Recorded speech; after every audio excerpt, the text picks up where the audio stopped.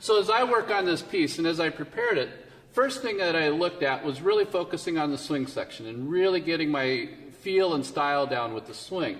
And so the first 8 bars look like they're pretty simple and almost want to pass over them, but actually that's a real key spot, I think, in this whole etude, is to set up the time and the feel with the first 8 bars well. So just having that so that a band can really follow along with a good solid 1 occasionally with the bass drum and some good solid downbeats with the snare drum, like so.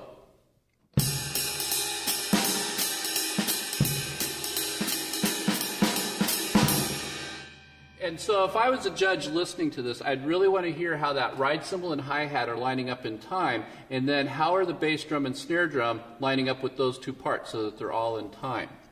Now the next thing that I look at is really how do the kicks work, and I want to have my kicks so that they're rhythmically accurate, and then when I can, I want to set them up so that the band feels really secure with that.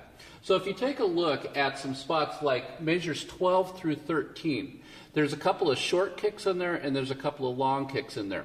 So in addition to being rhythmically accurate with those, I want to think about long versus short. And so when there's an 8th note all by itself, like at the end of measure 12, I want to have that be a short sound, perhaps like a snare drum. And then at the end of measure 13, there's an 8th note tied to a half note. So I'm going to make that long with the cymbal crash. It sounds something like this.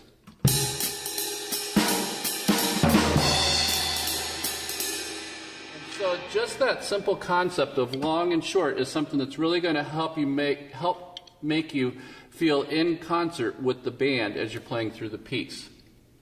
So now take a look at measure 21. This is where I think you have the most challenging rhythm for the kicks. We have a set of quarter note triplets with some rests in there.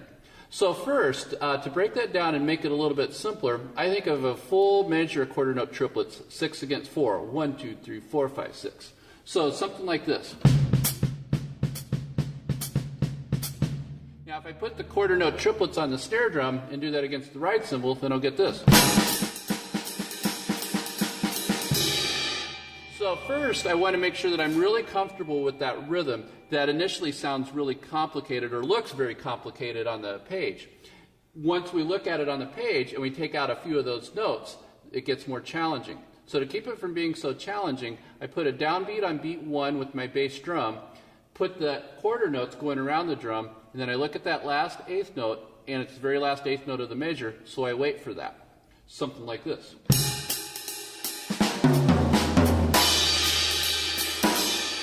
And so that I'm really ready for that, I make sure that I feel comfortable with the 6 against 4, or the 3 against 2 type of rhythm, and then I look at how I'm going to play that throughout all the drums.